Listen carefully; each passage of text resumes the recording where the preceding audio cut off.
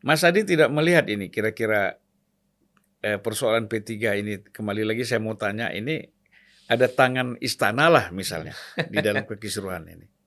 Ada dua kemungkinan. Pertama, memang tidak ada campur tangan istana. Ya, Itu kemungkinan yang paling mungkin diterima. Karena ya. dua-duanya ini orang Orang istana. istana. Apapun judulnya, Pak Hmm, Soeharto itu orang istana, menteri, dia hmm, Bappenas, dan yang sangat dipercaya ngurusin IKN.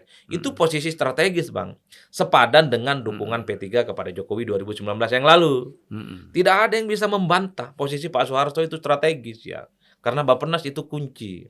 Yang kedua, kita juga tidak bisa menutup mata hmm. bahwa begitu cepat prosesnya soal kudeta politik seakan-akan dibiarkan sendiri, itu artinya apa? Antara Mardiono sama-sama orang istana dengan Soeharto yang saat ini jadi menteri, Hmm, ini penetrasi ke dalamnya lebih kuat Mardiono hmm, ketimbang Soeharto. Itu tadi yang saya sebutkan. Jangan-jangan ada persoalan politik elektoral, ya.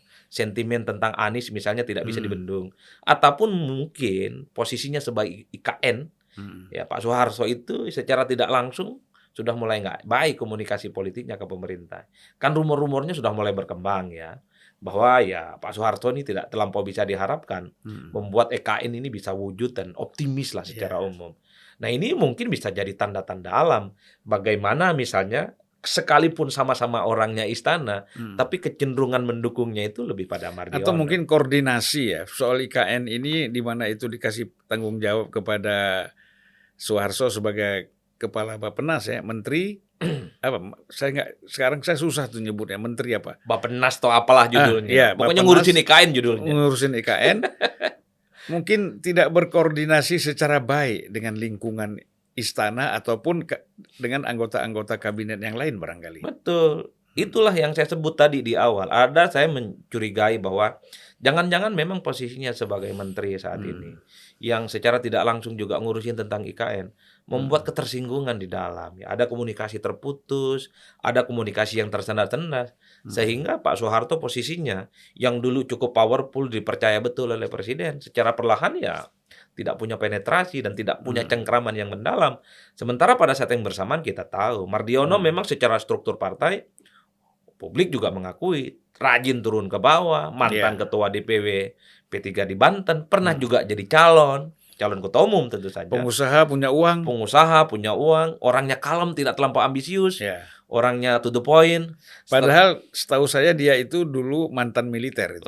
Itu dia, itu dia. Kan militer Hmm. ini bekerja senyap, tidak Ya. terlampau banyak bicara, to Ya. the point, konkret.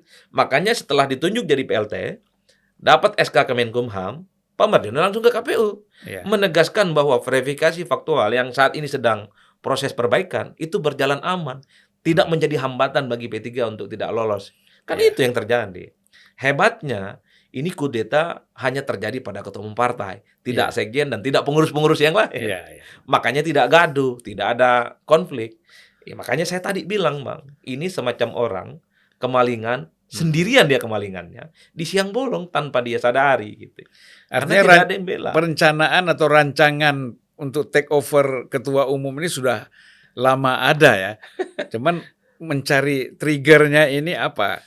Mungkin Dan dari dalam itu bergemuruhnya lama di internal P3. hmm. Cuman saat itu belum ada sosok yang dianggap mampu melakukan satu eksperimen politik menggantikan Soeharto. Hmm. Muncullah Mardiono sebagai jawaban. Pengusaha, dekat dengan istana, one team press, Hmm. pengusaha punya uang, dan ke-P3-annya ya 45 karat gitu loh, Bang. Ya, ya, ya. Ada nih sosok barang. Makanya saya selalu mengatakan pergantian Soeharto ke Mardiono ini semacam eksperimen politik. Hmm. Apakah ketika Mardiono jadi ketua umum P3, kekecewaan-kekecewaan yang ada selama ini bisa diobati? Misalnya bahwa ke depan Mardiono akan banyak bicara tentang isu-isu politik strategis tuh, Hmm. terutama bicara tentang keumatan, tentang santri, tentang kiai, tentang ulama gitu, yang selama ini nyaris tidak pernah disinggung oleh Ya. Soeharto. Apalagi Soeharto bilang akan mundur posisinya sebagai one team press.